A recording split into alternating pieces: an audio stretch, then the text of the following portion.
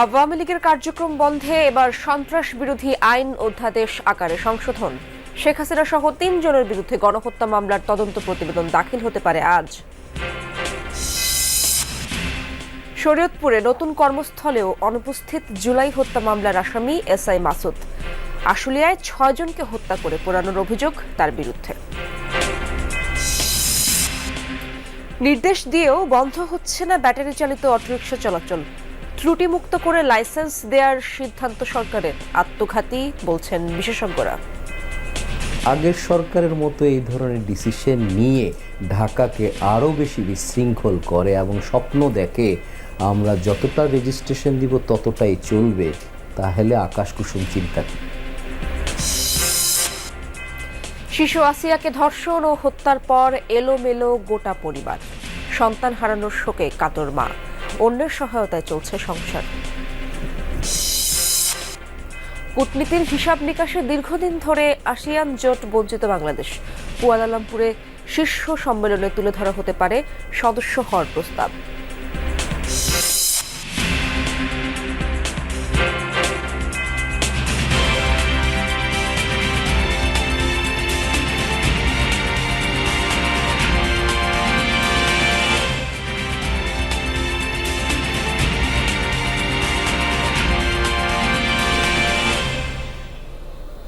আমন্ত্রণ যমুনা নিউজে, আপনাদের সঙ্গে আছি আমি ইশরাত জাহান। এতক্ষণ শিরোনাম দেখছিলেন।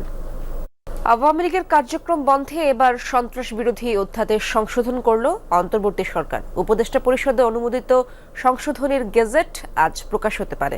সুপ্রিম কোর্টের আইনজীবীরা বলছেন, এর ফলে সন্ত্রাস বিরোধী আইনে দল নিষিদ্ধ না করে কর্মকাণ্ড নিষিদ্ধ করা যাবে, আর আন্তর্জাতিক অপরাধ ট্রাইব্যুনাল আইনের সংশোধন হওয়ার সম্ভব হবে দলের বিচার। মাইনুল মারুফের রিপোর্টে বিস্তারিত।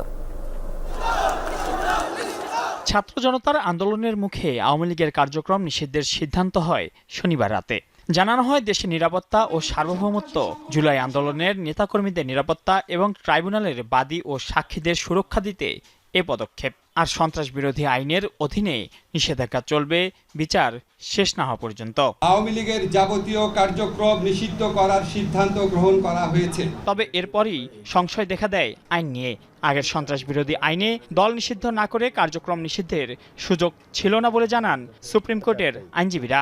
রাষ্ট্রের সার্বভৌমত্ব বিনষ্ট করা, অখণ্ডতা বিনষ্ট করা, সংহতি বিনষ্ট করা এবং জাতীয় নিরাপত্তা বিঘ্নিত করা, এই 4টার উদ্দেশ্যে যদি হত্যা কিংবা অন্য যে কোনো সন্ত্রাসী কর্মকাণ্ড তারা যেগুলো আইনে বলা আছে করেন, তাহলে সেই সংগঠনকে, সেই সত্তাকে তারা নিষিদ্ধ ঘোষণা করতে পারবেন। রোববার বিকেলে সন্ত্রাস বিরোধী আইনে সংশোধন এনে অধ্যাদেশ 2025-এর খসড়ার নীতিগত ও চূড়ান্ত অনুমোদন দিয়েছে উপদেষ্টা পরিষদ। আইনজীবীরা বলছেন, এর ফলে নিষিদ্ধ না করেই সন্ত্রাসী কার্যক্রমে জড়িত ব্যক্তি বা সংগঠনের কর্মকাণ্ড নিষিদ্ধ করার বিধান যুক্ত হলো। সরকার যে সংশোধনীটা কিছুক্ষণ আগে যেটা অনুমোদন করেছে এবং যেটা অধ্যাদেশ আকারে শিগগিরই হয়তো জারি হবে, সেক্ষেত্রে তারা কিন্তু কোনো সংগঠনকে নিষিদ্ধ করছে না, প্রকারান্তরে সেই সংগঠনের কার্যক্রমকে নিষিদ্ধ করছে। এবং এক্ষেত্রে আওয়ামী লীগের কার্যক্রমকে নিষিদ্ধ করার যে উপদেষ্টা মণ্ডলীর সিদ্ধান্ত, তারাই সেটি এই আইন সংশোধনের মাধ্যমে করতে যাচ্ছে। অ্যামেন্ডমেন্টে একটি দল নিষিদ্ধ না করেও তার কর্মকাণ্ডের সহিত সংশ্লিষ্ট তাদেরকে নিষিদ্ধ করার এই একটা বিধানের প্রয়োজন ছিল এবং বিধানটা হয়েছে এবং সেই বিধানের মাধ্যমে এটি কার্যকর হবে। উপদেষ্টা পরিষদের শনিবারের বিশেষ বৈঠকে ট্রাইব্যুনাল আইনেও সংশোধনীর সিদ্ধান্ত হয়, যেটি গেজেট আকারে প্রকাশ হয়েছে রাতে। সংশোধনী বলে, এখন সাজা হিসেবে দল নিষিদ্ধের পথ তৈরি হয়েছে।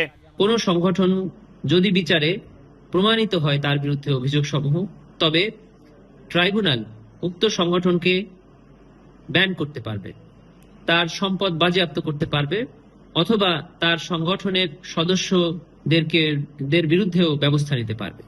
গণঅভ্যুত্থান দমনে ক্ষমতাচ্যুত আওয়ামী লীগের প্রধান শেখ হাসিনা সহ নেতাদের বিরুদ্ধে গণহত্যা মামলার বিচার প্রক্রিয়া চলছে ট্রাইব্যুনালে। মাইনুল মারুফ, যমুনা নিউজ, ঢাকা। সাবেক প্রধানমন্ত্রী শেখ হাসিনা সহ 3 জনের বিরুদ্ধে জুলাই আগস্টে গণহত্যার মামলার তদন্ত শেষ হয়েছে। আজ আন্তর্জাতিক অপরাধ ট্রাইব্যুনালে অভিযোগ দাখিলের মাধ্যমে আনুষ্ঠানিক বিচার শুরু হবে। শেখ হাসিনা ছাড়াও সাবেক স্বরাষ্ট্রমন্ত্রী আসাদুজ্জামান খান ও সাবেক আইজিপি চৌধুরী আব্দুল্লাহ আল মামুন এই মামলার আসামি। প্রথমে শুধু শেখ হাসিনার বিরুদ্ধে তদন্ত শুরু হলেও পরে আসাদুজ্জামান খান ও চৌধুরী আব্দুল্লাহ আল মামুনকে অন্তর্ভুক্ত করা হয়। এর আগে গত 18 ফেব্রুয়ারি জুলাই আগস্টের গণহত্যার ঘটনায় মানবতাবিরোধী অপরাধের অভিযোগে দায়ের করা মামলায় শেখ হাসিনার বিরুদ্ধে তদন্ত 20 এপ্রিলের মধ্যে শেষ করতে নির্দেশ দেন ট্রাইব্যুনাল। এক ফেসবুক পোস্টে chief prosecutor advocate Tajul Islam লেখেন, ট্রাইব্যুনালের তদন্ত সংস্থা এরই মধ্যে জুলাই গণহত্যায় শেখ হাসিনার সরাসরি নির্দেশের অডিও ফরেনসিক সহ বহু প্রমাণ মিলেছে।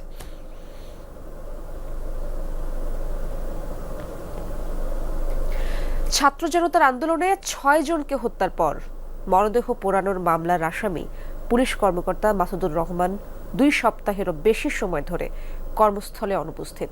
তিনি কোথায় আছেন তা বলতে পারছেন না কর্মস্থল শরীয়তপুরের পালং থানার কর্মকর্তারা। তবে স্থানীয় রাজনৈতিক নেতৃবৃন্দ ও মানবাধিকার কর্মীরা বলছেন, ঘটনার সাথে সরাসরি যুক্ত থাকায় গ্রেফতার এড়াতেই গা ঢাকা দিয়েছে আশুলিয়া থানার তৎকালীন পরিদর্শক মাসুদ। পুলিশের ভূমিকায় ক্ষুব্ধ তারা। জুলাই অভ্যুত্থানে গুলিতে নিহত 6 জনের মরদেহ একটি ভ্যানে স্তূপকৃত অবস্থায় ঢাকার আশুলিয়া থানার সামনেই আগুন দেয়া হয়। মরদেহ পোড়ানোর বীভৎস এই দৃশ্য প্রচণ্ডভাবে নাড়া দেয় দেশবাসীকে। এই ঘটনায় নিহত সাজ্জাদ হোসেন সজলের মা বাদী হয়ে আন্তর্জাতিক অপরাধ ট্রাইব্যুনালে মামলা করেন। আসামি করা হয় ক্ষমতাচ্যুত প্রধানমন্ত্রী শেখ হাসিনা সহ 40 জনকে। সেই মামলার আসামি আশুলিয়া থানার তৎকালীন পরিদর্শক মাসুদুর রহমান বদলি হয়ে গত বছরের 15 ডিসেম্বর শরীয়তপুরের পালং থানায় যোগ দেন। কয়েক মাস দায়িত্ব পালন করলেও গত 24 এপ্রিল থেকে লাপাত্তা মাসুদ। বৈষম্য বিরোধী ছাত্র আন্দোলন, রাজনৈতিক দলের নেতৃবৃন্দ ও মানবাধিকার কর্মীরা বলছেন, গ্রেফতার এড়াতেই গা ঢাকা দিয়েছে মাসুদ। পুলিশের ভূমিকা নিয়েও প্রশ্ন তুলেছেন তারা। এই হত্যার সাথে তিনি জড়িত ছিলেন, এটা যখন তিনি জানতে পেরেছেন, যে শরীয়তপুরবাসী জানতে পেরে গেছে, যার ফলে উনি এখান থেকে পালিয়ে গেছেন। তাদের যারা মদতদাতা একবারে হায়ার লেভেল থেকে তাদেরকে ফোর্স করা হয়েছে, তাদেরও বিচারের আওতায় আনতে হবে। মানবাধিকার বিরোধী অপরাধের জন্য এই ওসির দৃষ্টান্তমূলক শাস্তি হওয়া উচিত। মাসুদ আত্মগোপনে যাওয়ার পর তার স্থানে নতুন এক কর্মকর্তাকে দায়িত্ব দেওয়া হয়েছে। বিষয়টি তদন্ত করে পরবর্তী ব্যবস্থা নেওয়ার কথা বলছেন অতিরিক্ত পুলিশ সুপার। আমাদেরকে সঠিকভাবে জানিয়ে অনুপস্থিত না, এটা আসলে ওনার কাছ থেকেও আমরা ক্লারিফিকেশন পাচ্ছি না। আমরা এখন প্রতিবেদন দিয়ে তদন্ত করতেছি, কমিটি করা হবে, তারপরেই আমরা বলতে পারবো। আন্তর্জাতিক অপরাধ ট্রাইব্যুনালে আশুলিয়ায় 6 মরদেহ পোড়ানো মামলার তদন্ত প্রতিবেদন দাখিলের দিন ধার্য রয়েছে আগামী 25 May. SM Shakil, Jamuna news, Shariatpur. Battery চালিত অটোরিকশা এখন গলার কাটা। সড়কে চলতে দিলে বিপদের শঙ্কা, আবার নির্দেশ দিয়ে বন্ধ করা যাচ্ছে না। জনবহুল নগরে সাধারণের চলাচলের জন্য বিকল্প তৈরি হয়নি। এই অবস্থায় ব্যাটারি চালিত অটোরিকশা ত্রুটি মুক্ত করে লাইসেন্স দেওয়ার সিদ্ধান্ত নিয়েছে সরকার। যদিও বিষয়টিকে আত্মঘাতী বলছেন বিশেষজ্ঞরা। আরিফুর রহমান সবুজের রিপোর্টে দেখব বিস্তারিত। ছবি তুলেছেন জিহাদ ইসলাম। দম ফেলার ফুরসত নেই। পুরনো প্যাডেল রিকশা ভেঙে চলছে ব্যাটারি রিকশায় রূপান্তরের কাজ। সমানতালে চলছে চীন থেকে আমদানি করা খুচরা যন্ত্রাংশ দিয়ে নতুন অটোরিকশা তৈরি।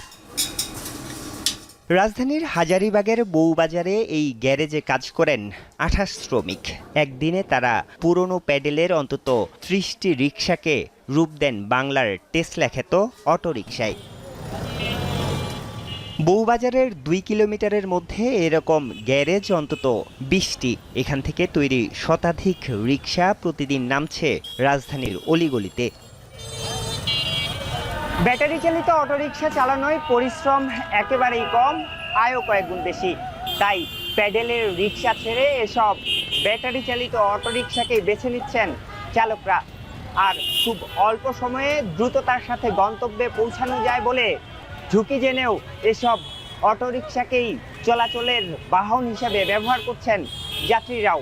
ফলে যেটি হয়েছে, জ্যামিতিক হারে বেড়েছে রাজধানীতে এই যন্ত্রযানের সংখ্যা। আমার বাংলা রিক্সা উঠেই না, ডাকতেছি মামা আয়েন, তাও উঠতেছে না। বাধ্যগত এখন অটো চালাইতেছি। চাকরি করতাম, তারপর আমি একটা অ্যাক্সিডেন্ট করলাম। অ্যাক্সিডেন্ট করার পরে এখন তো অন্য কিছু কাজ করার মতো সমর্থ নেই, যাকে আমি অটো রিক্সা চালাই দেবো বাধ্যমূলক। অল্প পথের জন্য ভাড়া কম লাগে, এই জন্য আমরা অটো রিক্সাতে উঠি। আর এইদিকে তো বাস চলাচল করে না। রাজধানীতে এরকম অটোরিকশার সংখ্যা কত জানে না ২ সিটি কর্পোরেশন।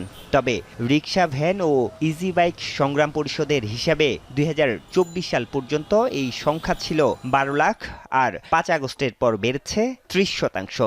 দৈনিক ৪০০ টাকা জমা ধরে বছরে লেনদেন ২১,০০০ কোটি টাকা। বিকল্প কর্মসংস্থানের ব্যবস্থা করা দরকার, বিকল্প যানবাহনের ব্যবস্থা করা দরকার। এই দুটো জায়গাতে চিহ্নিত করে এটাকে নিয়ন্ত্রণ করা সম্ভব। তাছাড়া উচ্ছেদের মধ্য দিয়ে যদি এটাকে নিয়ন্ত্রণ করতে চায়, এটাও আমি মনে করি সরকারের জন্য ভুল সিদ্ধান্ত হতে পারে।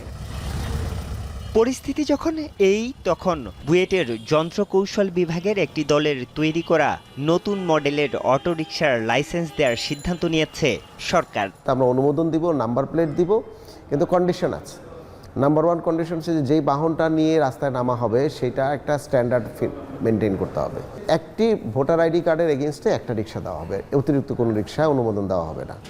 কি থাকবে নতুন মডেলের এই অটোরিকশায়? বিশেষজ্ঞরা জানালেন, এতে হাইড্রোলিক ব্রেক সহ ১৬ ধরনের বিশেষ বৈশিষ্ট্য যুক্ত করা হয়েছে, যা অনেকটাই নিশ্চিত করবে নিরাপত্তা। মোস্ট অফ দ্য ভেহিকেলে পৃথিবীতে এখন আর মেকানিক্যাল ব্রেক ইউজ হয় না। সো আমরা মোস্ট অফ দ্য ভেহিকেলে যেটা ইউজ হয় সেই ধরনের হাইড্রোলিক ব্রেক সিস্টেম ৩ চাকায় ইন্ট্রোডিউস করেছি, যার ফলে আমরা আশা করি যে আগের তুলনায় অনেক ভালো আমরা ব্রেকিং পারফরমেন্সটা পাবো। তবে এই সিদ্ধান্তকে মন্থর গতির ঢাকার জন্য আত্মঘাতী বলছেন পরিবহন বিশেষজ্ঞ শামসুল হক। এই সরকারও যদি আগের সরকারের মতো এই ধরনের ডিসিশন নিয়ে ঢাকাকে আরও বেশি বিশৃঙ্খল করে এবং স্বপ্ন দেখে আমরা যতটা রেজিস্ট্রেশন দিব ততটাই চলবে, তাহলে আকাশ কুসুম চিন্তা করছে বলতে হবে। যত দ্রুত সম্ভব এই সরকার বাস রুট ফ্র্যাঞ্চাইজটা বিকল্প হিসাবে জনগণের সামনে দিক। ঢাকার উত্তর সিটিতে অনুমোদন আছে ৩০,১৬২ রিকশার, আর দক্ষিণে এই সংখ্যা ১,৯০,২১৭টি। আরিফুর রহমান সবুজ, যমুনা নিউজ, ঢাকা। 4 সন্তানের মা, একটি অঘটনে জীবন পুরোপুরি এলোমেলো। বলছি মাগুরায় ধর্ষণের শিকার শিশু আসিয়ার মা আয়েশা আক্তারের কথা। শিশু সন্তানটির চলে যাওয়ার 2 মাস হতে চলেছে। কেমন আছেন আয়েশা আক্তার? আলিমুজ্জামান উজ্জ্বলকে নিয়ে মাগুরার শ্রীপুরে আসিয়াদের বাড়িতে গিয়েছিলেন সহকর্মী তাজনুল ইসলাম। নাহিদ হোসেনের ক্যামেরায় পরিবারটির কথা জানবো তার কাছ থেকে। কষ্টের কথা কি বলিব, কষ্ট কাকে বলে? কষ্ট হইল মনের আগুন, বুকের মধ্যে জ্বলে। প্রখ্যাত কথা সাহিত্যিক হুমায়ুন আহমেদ নক্ষত্রের রাত নাটকে হাসানের জবানে বলেছিলেন লাইনগুলো। আদরের মেয়ে আসিয়াকে হারানোর পর মা আয়েশা আক্তার ভেতরে ভেতরে সেই কষ্টকেই লালন করে চলেছেন। একসময় মাগুরার শ্রীপুরের এই বাড়ি ছিল মুখর। ভাই বোনেরা মিলে মাতিয়ে রাখত তাদের মাকে, অথচ এখন সবকিছু কেমন ফাঁকা। 4 সন্তানের জননী আয়েশা আক্তারের সাথে আছেন কেবল 2 জন। আসিয়ার মেজ বোনকে ভর্তি করে দেয়া হয়েছে দূরের একটি আবাসিক মাদ্রাসায়। বাচ্চারাও তো সুস্থ নেই, সুস্থ আছে। এই যে বড় মেয়েটার টেনশন থাকে, ভয় থাকে ওর সবসময় দেহের ভিতর, জোরা যেন কোন সময় এসে আবার আমার মারবে না, এই ভয় বেশি পাই। মানসিক ভারসাম্যহীন আসিয়ার বাবার খোঁজ নেই বেশ কয়েকদিন ধরে। এ যেন আয়েশা আক্তারের দুশ্চিন্তার আরেকটি অধ্যায়। দরিদ্র এই পরিবারটি মানুষের কাছ থেকে যে সহায়তা পেয়েছিলেন তা দিয়ে চলছে সংসার। তবে ভবিষ্যৎ নিয়ে কপালে চিন্তার ভাঁজ আসিয়ার মায়ের। একই সঙ্গে চান মেয়ে হত্যার বিচারও। যেভাবে আসিয়ার মৃত্যু হয়েছে সেভাবে ওর মৃত্যু হবে, যাতে আসিয়ার আত্মাটা শান্তি পায়। এইটুকুই হলো আমার সবচেয়ে বড় চাওয়া, যাতে আর কোনো আসিয়ার মার যাতে বুক খালি না হয়, আর কোনো আসিয়া যাতে নির্যাতনের শিকার না হয়। আসিয়াকে ধর্ষণ আর হত্যার সাথে জড়িতরা আছে কারাগারে। মায়ের বিশ্বাস সর্বোচ্চ শাস্তি হবে অপরাধীদের, শান্তি পাবে আসিয়ার বিদেহী আত্মা। মেম্বারের মারিছিল। তাজনুর ইসলাম, যমুনা নিউজ, মাগুরা। দক্ষিণ পূর্ব এশিয়ার 10 রাষ্ট্রের জোট আসিয়ান বৈশ্বিক অর্থনীতির প্রায় 9% এখন তাদের নিয়ন্ত্রণে। অথচ ভৌগোলিকভাবে কাছাকাছি অবস্থান হলেও এই অঞ্চলে বাংলাদেশের বাণিজ্য বেশ সীমিত। তবে পরিবর্তনের আশায় আবারও চলছে কূটনৈতিক তৎপরতা। চলতি মাসেই কুয়ালালামপুরে আসিয়ানের শীর্ষ সম্মেলনে সদস্য হবার প্রস্তাব পুনরায় তুলে ধরতে পারে বাংলাদেশ। আরও জানাচ্ছেন তৌহিদ হোসেন।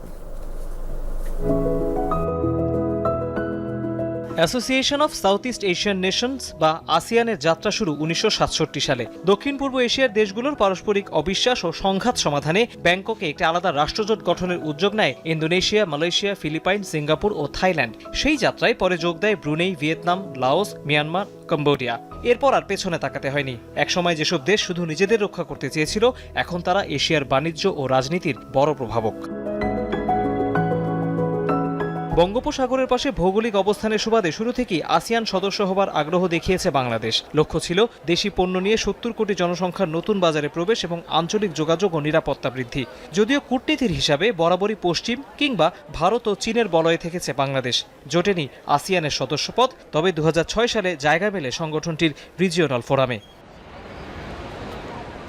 অন্তর্বর্তী সরকারের দায়িত্ব নিয়ে আসিয়ানের সদস্য হবার আগ্রহ দেখান ডক্টর মোহাম্মদ ইউনুস। সুইজারল্যান্ডে ওয়ার্ল্ড ইকোনমিক ফোরাম ও থাইল্যান্ডে বিমস্টেক সম্মেলনে সংগঠনভুক্ত দেশের সরকার প্রধানদের কাছে এই বিষয়ে সমর্থনও চান। New Zealand, Australia, Japan, Korea, China, এই 15টা দেশ মিলে রিজিওনাল কম্প্রিহেনসিভ ইকোনমিক পার্টনারশিপ করেছে। $28 ট্রিলিয়ন এখন এই মুহূর্তে, $28 ট্রিলিয়ন অর্থনীতি। এখন আসিয়ানের, এটা আসিয়ান কেন্দ্রিক, আসিয়ানে এটাকে তৈরি করেছে রিমেনিং অন দ্য সেন্টার। তো আমরা যদি আসিয়ানের একবার যুক্ত হতে পারি, তাহলে আপনি এই আরসেপেও যুক্ত হওয়ার একটা সম্ভাবনা তৈরি। আসিয়ান অঞ্চলে জিডিপির আকার $4 লাখ কোটি। অথচ এই বিশাল অঞ্চলের সঙ্গে বাংলাদেশের বাণিজ্যিক যোগাযোগ সীমিত, যা মোট বৈশ্বিক বাণিজ্যের মাত্র 10 ভাগ। বলা হচ্ছে আসিয়ানের সদস্যপদ মিলে দক্ষ জনশক্তি রপ্তানির সুযোগ বাড়বে, হাতবদল হবে প্রযুক্তি, বাণিজ্যে কমবে ভারত নির্ভরতা। আমরা লো কোয়েস্ট হয়ে গেছিলাম, যেখান থেকে খুব বেশি কিছু পাওয়া ছিল না। লো কোয়েস্ট ভেরি ডাইনামিক কান্ট্রিজ এবং ইকোনমি, তাদের ওখান থেকে অনেক কিছু লেসন লার্ন করার সুযোগ আছে। তারা প্রোডাকশন নেটওয়ার্কটা ডেভেলপ করেছে নিজেদের মধ্যে এবং একটা পর্যায়ে তারা এখন অনেক উন্নত হয়ে গেছে। আসিয়ান কিন্তু সার্কের সমসাময়িক সময়ে তৈরি হয়ে অনেক এগিয়ে গেছে তাদের আগানোর ক্ষেত্রে। বাংলাদেশ নতুন করে ঢুকলে সেখানে সবচেয়ে বড় বিষয় একটা আছে, রাজনৈতিক একটা তাদের সাথে সম্পর্ক থাকতে হবে এবং তাদেরকে মানতে হবে আসিয়ান দেশগুলোকে। চায়নাও এখানে একটা বড় ফ্যাক্টর আছে, সুতরাং সেই বিষয়টা থাকবে। চলতি মাসে আসিয়ানের 46তম শীর্ষ সম্মেলন বসবে মালয়েশিয়ার কুয়ালালামপুরে। আয়োজনে যোগ দিতে পারেন প্রধান উপদেষ্টা ডক্টর মোহাম্মদ ইউনুস। তৌহিদ হোসেন, যমুনা নিউজ, ঢাকা। খুলনার দৌলতপুর থেকে চুকনগর সড়কের দৈর্ঘ্য প্রায় 30 কিলোমিটার, যার অধিকাংশই ঝুঁকিপূর্ণ। ভাঙা সড়কে প্রায় ঘটছে ছোটখাটো দুর্ঘটনা। ভোগান্তিতে পড়তে হচ্ছে স্কুল কলেজগামী শিক্ষার্থী সহ সড়কে চলাচলকারীদের। এ বিষয়ে সড়ক বিভাগের নির্বাহী কর্মকর্তা ক্যামেরার সামনে কথা বলতে রাজি হয়নি। দ্রুত কাজ করার শুরুর দাবি ভুক্তভোগীদের। খুলনার দৌলতপুর থেকে চুকনগর সড়কের বেশিরভাগ অংশই এমন খানাখন্দে ভরা। বছরের পর বছর পার হলেও সংস্কারের কোনো উদ্যোগ নেই। উঁচু নিচু তো আছেই, কোথাও কোথাও ইট সুরকি উঠে সড়কে তৈরি হয়েছে ছোট বড় গর্ত। এতে চলাচলকারী যানবাহনের যেমন ক্ষতি হচ্ছে, তেমনি বাড়ছে রক্ষণাবেক্ষণ খরচ। ভাঙা সড়কে প্রায়ই ঘটছে ছোটখাটো দুর্ঘটনা। গাড়ির ড্যামারেজ দিতে মহাজনের সব শেষ। গাড়ির পিছনে এক্সট্রা প্রতি মাসে অন্তত 5,000 টাকা বেশি খরচ হচ্ছে। অনেক গাড়ি নিয়ে আমরা অনেক সময় অ্যাক্সিডেন্টের মুখোমুখি হচ্ছি। ভাঙা রাস্তায় চলাচলে ভোগান্তিতে পড়তে হচ্ছে স্কুল কলেজগামী শিক্ষার্থী সহ পথচারীদের। রেহাই মেলে না রোগী কিংবা স্বজনদেরও। বর্ষায় ভোগান্তি বাড়ে কয়েক গুণ। সমস্যায় সড়কের পাশে থাকা বিভিন্ন ব্যবসা প্রতিষ্ঠানের মালিক কর্মচারীরাও। বৃষ্টিতে পানি বেঁধে যায়, মাছাড়িদের মতন হয়ে যায়। প্রেগনেন্ট নিয়ে আমাদের যেভাবে যাওয়া উচিত সেভাবে যেতে পারি না, তাদের অনেক কষ্ট হয়। একটা রোগী সময় মতন নিয়ে আমরা পৌঁছতে পারতেছি না। অসুস্থ মানুষ যেরকম একটু গাড়িতে তাড়াতাড়ি নিয়ে যাবে ডাক্তারের কাছে, তাতেও সমস্যা হচ্ছে। সারাদিন যে পরিমাণ ধুলা ওড়ে, তাতে দোকানে বসাই কষ্টকর হয়ে যাচ্ছে আর কি। রাস্তার পরিস্থিতি যখন এতটাই দুর্বিষহ, তখন ক্যামেরার সামনে কথাই বলতে চান না সড়ক বিভাগের নির্বাহী কর্মকর্তা। যমুনা টেলিভিশনের ক্যামেরা বন্ধের অনুরোধ জানান তিনি। বক্তব্য দিতে পারবো না, এটা হলো বক্তব্য। আর যদি অন্য কোনো প্রশ্ন না থাকে, ক্যামেরা মনে হয় বন্ধ করাটা ভালো। চুকনগর রাস্তা খারাপই, কিন্তু আসলে বক্তব্য দিতে গিয়ে যদি নিজের ইয়েটা নষ্ট হয়, সেটা আসলে তেমন ভালো লাগে না। খুলনা থেকে চুকনগর পর্যন্ত প্রায় 30 কিলোমিটার সড়ক দিয়ে যাতায়াত করে ডুমুরিয়া, ফুলতলা ছাড়াও যশোর, মনিরামপুর, কেশবপুর ও অভয়নগর উপজেলার কয়েক লাখ মানুষ। সাইফ আহমেদ, যমুনা নিউজ। ঢাকার কেরানীগঞ্জে শুভাঢ্যা খাল পরিদর্শন শেষে কথা বলছেন পরিবেশ উপদেষ্টা সৈয়দা রিজওয়ানা হাসান। আমরা সরাসরি চলে যাচ্ছি তার বক্তব্যে।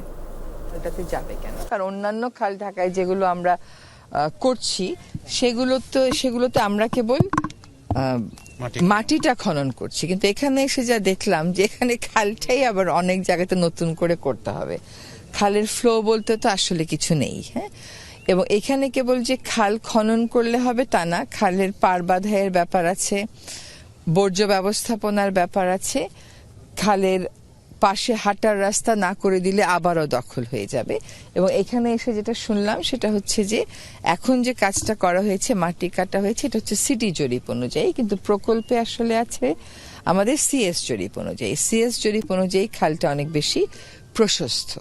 তো সেই জন্য আমার উপলব্ধিটা নিজে বুঝবার জন্য এখানে এসেছি, এবং আমি আজকে এখান থেকে যে ফাইলটাতে ফাইনাল চিঠিটা ইস্যু করার দরকার, সেই ফাইনাল চিঠিটা আমরা ইস্যু করে দেব। এই খালটাকে ফেরত আনা, এটাতে প্রবাহ ফেরত আনা একটা চ্যালেঞ্জিং কাজ, কিন্তু এই প্রকল্পটা এই জুনে শুরু হয়ে আগামী জুনে যখন শেষ হবে তখন অন্তত খালের অবয়বটা দেখতে পাবেন। এখন তো খালের উপর শুধুমাত্র আমি প্লাস্টিক দেখে আসলাম আর ময়লা আবর্জনা দেখে আসলাম।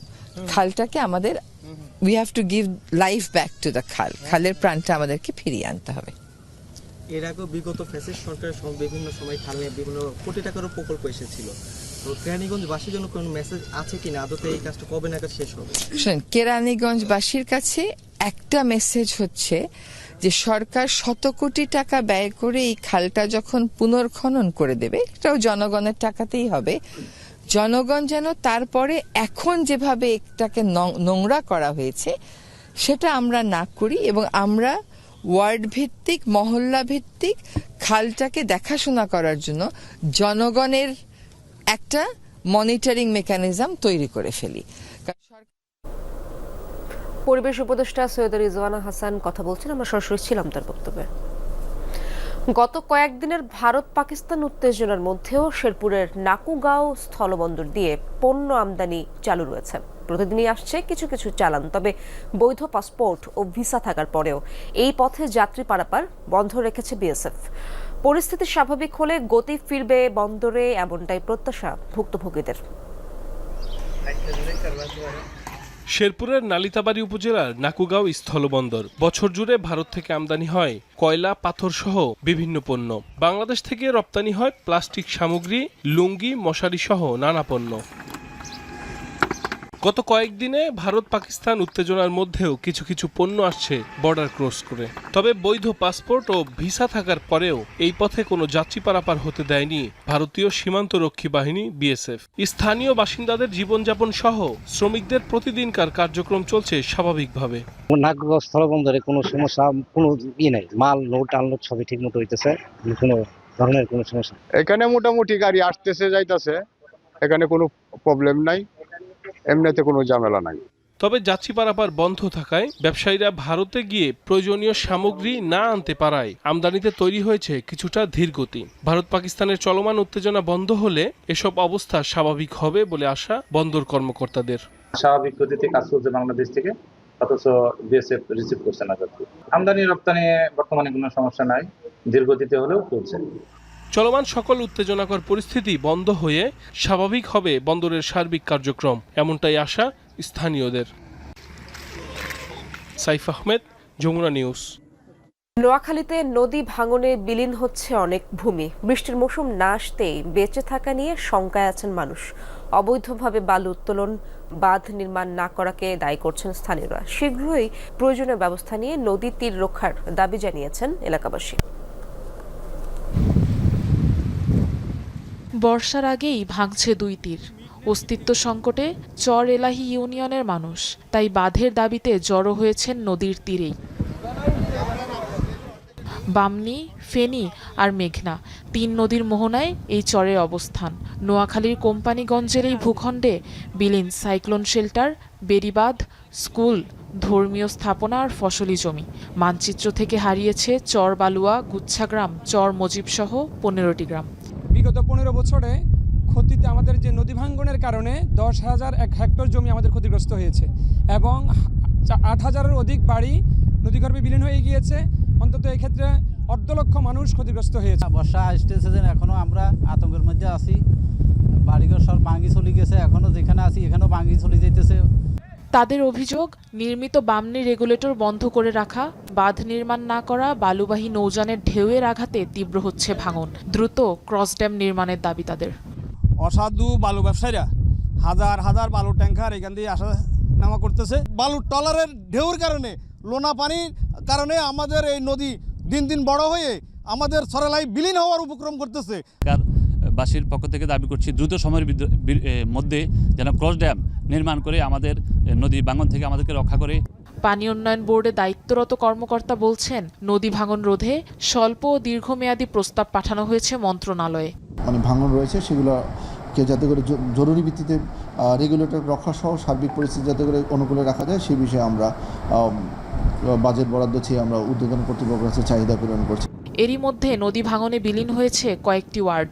আসন্ন বর্ষায় কি হয় সেই আতঙ্কে নদী তীরবর্তী মানুষ। আফরোজা লামিয়া, যমুনা নিউজ। সাতক্ষীরায় বিপাকে পড়েছেন আম চাষিরা। অভিযোগ, সিনজেন্টার চটকদার বিজ্ঞাপন ফাঁদে পড়েছেন তারা। হরমোন ওষুধ কালটার প্রয়োগে ফলনে দেখা দিয়েছে বিপর্যয়। সংশ্লিষ্টরা দায় চাপাচ্ছেন চাষিদের উপরে। তদন্তের আশ্বাস কৃষি বিভাগের।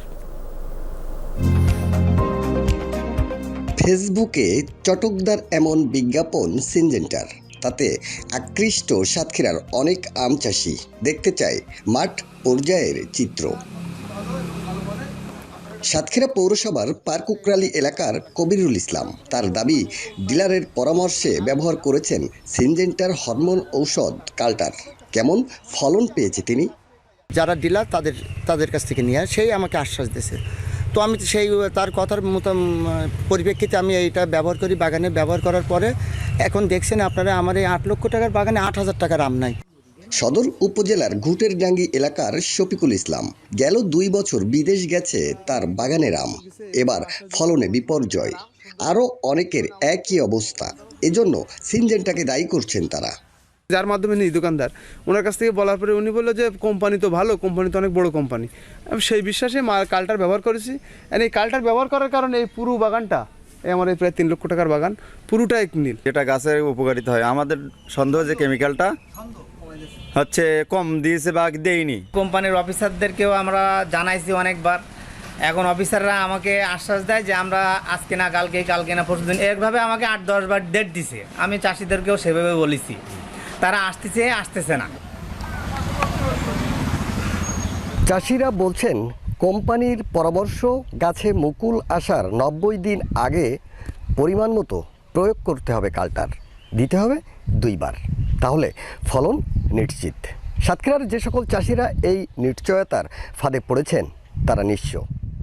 সম্প্রতি ভুক্তভোগী শফিকুলের বাগান পরিদর্শন করেন সিনজেন্টার 3 প্রতিনিধি। ঘটনাস্থলে যায় যমুনা টেলিভিশন। তবে ক্যামেরার সামনে কথা বলতে রাজি নন কেউ। তারা দায়ী চাপাচ্ছেন চাষিদের উপর। আপনার মাল নিয়ে চাষিরা ক্ষতিগ্রস্ত। সেটা কোম্পানি দেখবে কি করা যায়, সেজন্য তো হয়েছে। আপনিও তো বাগানে দেখলেন, কি বলবেন এখন? বলিনি, এটা দেখলাম। কৃষি বিভাগ বলছে, ভালো পরিচর্যা করলে গাছ স্বাভাবিক নিয়মেই ফলন দিবে, দরকার নেই হরমোন প্রয়োগের। গাছের যে স্বাভাবিক প্রক্রিয়া আছে সেই প্রক্রিয়ায় যদি আমরা রাখতে পারি তাহলে আমার গাছগুলো দীর্ঘস্থায়ী হবে। তো কৃষি বিভাগের পক্ষ থেকে এই ধরনের কোনো হরমোন প্রয়োগ করার পরামর্শ আমরা কখনোই দিই না। বাগান চাষিদের ক্ষতি হলে কোম্পানির বিরুদ্ধে ব্যবস্থা নেওয়ার আশ্বাস দিয়েছে কৃষি বিভাগ। আকরামুল ইসলাম, যমুনা নিউজ, সাতক্ষীরা। পাকিস্তানের সেনারা যুদ্ধবিরতি লঙ্ঘন করেনি এমন দাবি করেছেন দেশটির সামরিক মুখপাত্র লেফটেন্যান্ট জেনারেল আহমেদ শরীফ চৌধুরী। সাংবাদিকদের এক প্রশ্নের জবাবে তিনি বলেন, পাকিস্তান কখনো যুদ্ধবিরতির জন্য অনুরোধ জানায়নি। দাবি, গত 6 ও 7 মে নিজেরাই পাকিস্তানে কাপুরুষের মতো হামলা চালিয়ে তারাই আবার মধ্যস্থতার অনুরোধ জানিয়েছে। তবে পাকিস্তান স্পষ্ট বার্তা দিয়েছে, উপযুক্ত জবাব দেওয়ার পরেই কেবল যোগাযোগ করবে। 10 মে ভারতে হামলার মধ্য দিয়ে প্রতিশোধের পর দিল্লির অনুরোধ রক্ষা করেছে। লেফটেন্যান্ট জেনারেল শরীফ বলেন, ভারত পাকিস্তান যুদ্ধের কোনো সুযোগ নেই, কারণ এর সাথে 160 কোটি মানুষের জীবন জড়িত। পাকিস্তান খুব পরিপক্কতার সাথে সংঘাত মোকাবেলা করেছে বলেও জানান তিনি। the use of this domain in warfare. Intelligence fusion support unit. India used drones to violate Pakistani air. সেনাবাহিনীর মুখপাত্র হিসেবে 200% নিশ্চয়তা দিয়ে বলতে পারি যে আমাদের সেনারা এলওসিতে যুদ্ধবিরতি মেনে চলছে। আমরা পেশাদারিত্বের সাথে কাজ করি এবং নিজেদের দেয়া প্রতিশ্রুতি রক্ষায় সরকারের নির্দেশনা কঠোরভাবে মেনে চলি। আমরা শান্তিপ্রিয় জাতি, তবে কোনো আগ্রাসন হলে তার জবাবও দেব। Including their capital. ইসরায়েলি হামলায় গাজায় 24 ঘন্টায় অন্তত 26 ফিলিস্তিনির মৃত্যু হয়েছে। রোববার সকাল থেকে গাজার বিভিন্ন স্থানে হামলা চালিয়েছে ইসরায়েল। নৃশংসতার মাত্রা ছাড়িয়ে টার্গেট করা হচ্ছে নারী ও শিশুদের। জাবালিয়ায় বাস্তুচ্যুতদের আশ্রয়স্থল এক স্কুলে বোমা হামলায় শিশুসহ মৃত্যু হয়েছে অন্তত 15 জনের। আইডিএফ এর বোমা বর্ষণ থেকে বাদ যাচ্ছে না শরণার্থী শিবিরগুলো। বর্বর অভিযান চালানো হয়েছে খান ইউনিস, আল মাওয়াসি সহ অন্যান্য শরণার্থী শিবিরেও।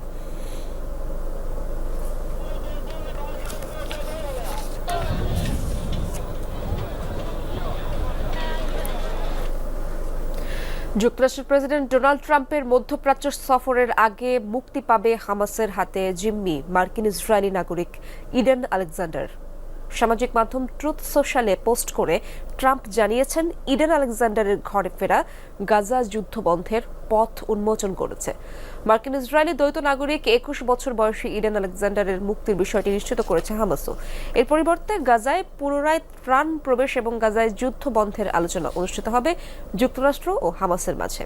কাতারে যুক্তরাষ্ট্রের প্রতিনিধি দল ও হামাস সদস্যদের মাঝে সরাসরি যুদ্ধ বন্ধের আলোচনা চলছে বলেও জানায় হামাস।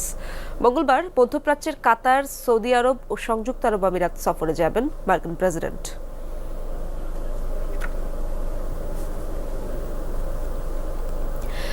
গাজায় তীব্র থেকে তীব্রতর হচ্ছে খাদ্য সংকট। অনাহার, অর্ধাহারে মানবিক বিপর্যয়ের চূড়ান্ত রূপ দেখছে বাসিন্দারা। 2.5 মাস ধরে ত্রাণ প্রবেশ পুরোপুরি বন্ধ হওয়ায় উপত্যকায় খাদ্যের মজুদ শূন্যের কাছাকাছি। বেঁচে থাকার জন্য আগাছা পর্যন্ত খেতে হচ্ছে মানুষকে। বেড়েই চলেছে মারাত্মক অপুষ্টিজনিত রোগের সংখ্যা। খাবারের অভাবে মৃত্যুর সংখ্যাও বাড়ছে। খান ইউনিসের আবু নাসের হাসপাতাল। সারি সারি রাখা শয্যায় অসহায় শুয়ে আছেন ইসরায়েলি আগ্রাসনে বিপর্যস্ত অসহায় মানুষ। কেউ প্রহর গুনছেন মুক্তির, কেউ বা মৃত্যুর। জরুরি চিকিৎসা সরঞ্জাম ফুরিয়েছে বহু আগেই। এ দফায় শেষ হয়ে আসছে খাদ্যের মজুদ। প্রায় 10 সপ্তাহ ধরে ফিলিস্তিনে কোনো রকম খাদ্য কিংবা ত্রাণ ঢুকতে দিচ্ছে না ইসরায়েলি বাহিনী। ফলে তলানিতে ঠেকেছে বিধ্বস্ত গাজার খাদ্য ভাণ্ডার। বাজারগুলোতে মিলছে না মাছ, মাংস, সবজি থেকে শুরু করে কোনো রকম খাদ্য। আইডিএফ এর আগ্রাসনে বন্ধ হয়ে গেছে বেশিরভাগ খাবারের দোকান। শেষ ভরসা হিসেবে রয়েছে সামান্য কিছু টিনজাত খাবার। চড়া দামের কারণে যা নাগালের বাইরে অধিকাংশ সম্বলহীন গাজাবাসীর। বাজারে কোনো খাবার নেই। অসুস্থ, মৃত্যু পথযাত্রী রোগীরা না খেয়ে রয়েছে দিনের পর দিন। এর আগে হাসপাতাল ও বিভিন্ন মানবাধিকার সংস্থা থেকে রোগীদের 2-3 বেলার খাবার দেওয়া হতো, কিন্তু গেল কয়েক সপ্তাহ ধরে সেটাও বন্ধ। এই যে এখানে অর্ধেকটা বিস্কুট আর 2টো খেজুর আমার মুমূর্ষু বোনের দুপুরের খাবার। গতকাল তাকে এই বিস্কুটের অর্ধেকটা খাইয়ে বাকিটা আজকের জন্য রেখে দিয়েছিলাম। এখানে কোনো খাবার নেই। আমার বোন আর আমার বাচ্চা কাচ্চাদের কি করে বাঁচিয়ে রাখবো আমি জানি না। খাদ্যের অভাবে গেল 1 মাসে গাজায় দেখা দিয়েছে অপুষ্টিজনিত রোগ। মৃত্যুর ঝুঁকিতে শিশুসহ অন্তত 16,000 গর্ভবতী ও প্রসূতি নারী। দীর্ঘদিন ধরে কৌটাজাত খাদ্য গ্রহণের কারণে হৃদ ও অন্ত্রজনিত নানা রোগে ভুগছে গাজার বাসিন্দারা। যন্ত্রণায় কাতর মানুষের ভিড় বাড়ছে হাসপাতালে। আমি একজন হৃদরোগী, আইসিইউতে ভর্তি আছি। আমার নিয়মিত খাবারের প্রয়োজন, কিন্তু এখানে তো খাবার নেই। বাসায় রয়েছে শুধুমাত্র 1 ক্যান বিন। এই ক্যান খাবার শেষ হলে কি করব জানি না। যুদ্ধবিরতিকালীন 2 মাসে যথেষ্ট পরিমাণ খাদ্য সরঞ্জাম প্রবেশের মিথ্যা অজুহাত দেখিয়ে গাজায় আর কোনো রকম জরুরি ত্রাণ প্রবেশ করতে দিচ্ছে না ইসরায়েল। নেতানিয়াহু প্রশাসনের এ পদক্ষেপকে যুদ্ধাপরাধ হিসেবে আখ্যা দিয়েছে মানবাধিকার সংস্থাগুলো। সাবরিনা নুসরাত, যমুনা নিউজ। তাহলে কি স্থায়ীভাবে যুদ্ধ বন্ধের পথে রাশিয়া ইউক্রেন? এই বিষয়ে ইউক্রেনকে আলোচনায় বসার আহ্বান জানিয়েছেন রুশ প্রেসিডেন্ট ভ্লাদিমির পুতিন। এরপরই দুদেশের মধ্যে যুদ্ধের অবসান বিষয়ে কথা উঠেছে আন্তর্জাতিক মহলে। তবে রয়েছে মত পার্থক্য। রাশিয়া চাইছে 2022 সালের শান্তি চুক্তি নিয়ে আবারও আলোচনায় বসুক দুই দেশ। অপরদিকে 30 দিনের যুদ্ধবিরতি চাইছে ইউক্রেন সহ ফ্রান্স, যুক্তরাজ্য ও জার্মানির মতো পশ্চিমা দেশগুলো। ক্রেমলিনে এ যেন নতুন এক সকাল। যুদ্ধের অবসান ঘটাতে রবিবার ইউক্রেনের সাথে সরাসরি আলোচনায় বসার প্রস্তাব দেন রুশ প্রেসিডেন্ট ভ্লাদিমির পুতিন। আগামী বৃহস্পতিবার তুরস্কের ইস্তাম্বুলে বৈঠকটি আহ্বান করা হয়েছে। এ খবর শান্তির বার্তা ছড়িয়েছে দুদেশের নাগরিকদের মাঝে। পুতিনের এ আহ্বানকে ইতিবাচক হিসেবে দেখছেন ইউক্রেনের প্রেসিডেন্ট ভলদিমির জেলেনস্কি ও মার্কিন প্রেসিডেন্ট ডোনাল্ড ট্রাম্প। তবে নিঃশর্ত নয় পুতিনের এ শান্তি প্রস্তাব। আলোচনায় বসার আগে কোনো প্রকার পূর্বশর্ত রাখতে নারাজ রুশ প্রধান। পাশাপাশি যুদ্ধের কারণকে সমূলে উৎখাত করে দীর্ঘমেয়াদী শান্তি প্রতিষ্ঠার লক্ষ্যকে সামনে রাখেন তিনি। চান 2022 সালের শান্তি প্রস্তাব নিয়ে পুনরায় আলোচনার টেবিলে মুখোমুখি হোক কিয়েভ ও মস্কো। কোনো প্রকার পূর্বশর্ত ছাড়াই কিয়েভকে 2022 সালের চুক্তি নিয়ে পুনরায় আলোচনার বসার আহ্বান জানাচ্ছি। আমরা চাই দেরি না করে তারা আলোচনায় আসুক। যুদ্ধের কারণগুলোকে প্রতিহত করে আমরা দীর্ঘমেয়াদী শান্তি প্রতিষ্ঠা করতে চাই, যার ইতিবাচক প্রতিফলন পড়বে উভয় দেশেই।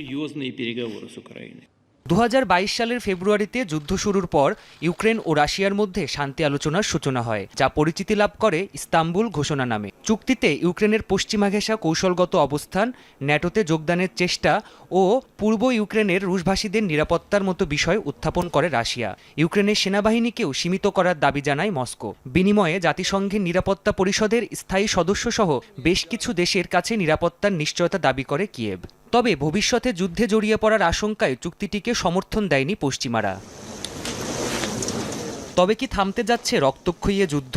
রয়েছে বেশ কিছু সংশয়। পুতিনের প্রস্তাবের একদিন আগেই জেলেনস্কির সাথে দেখা করেন ফ্রান্স, যুক্তরাজ্য, জার্মানি ও পোল্যান্ডের নেতারা। এ সময় 30 দিনের নিঃশর্ত যুদ্ধবিরতি মেনে নিতে রাশিয়ার প্রতি আহ্বান জানান তারা।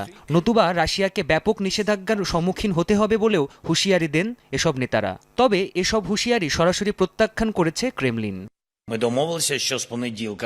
এই মুহূর্তে পূর্ণ ও নিঃশর্ত যুদ্ধবিরতি প্রয়োজন। মেনে নেওয়া না হলে জবাবদিহিতাও দরকার আছে। যুদ্ধবিরতি কার্যকর হওয়ার পরেই শান্তির বিষয়ে আলাপ করতে পারি। আমরা 20টি দেশ একত্রে জোটবদ্ধ হয়েছি। আমরা আমেরিকার নজরদারিতে 30 দিনের যুদ্ধবিরতি চাই, যেখানে ইউক্রেন কিংবা রাশিয়া কোনো পক্ষেরই কোনো পূর্বশর্ত থাকবে না। রাশিয়া এটা না মানলে তাদের ইউরোপ ও আমেরিকার নিষেধাজ্ঞার আওতাধীন করা হবে। 3 বছর ধরে চলমান এ যুদ্ধে ইউক্রেনের 1/5 ভূখণ্ড দখলে নিয়েছে রাশিয়া। হতাহত হয়েছে উভয় দেশের লক্ষাধিক সেনা, প্রাণ হারিয়েছেন কিংবা সব হারিয়ে নিঃস্ব অগণিত মানুষ। প্রাণপ্রতিম কুণ্ডু, যমুনা নিউজ।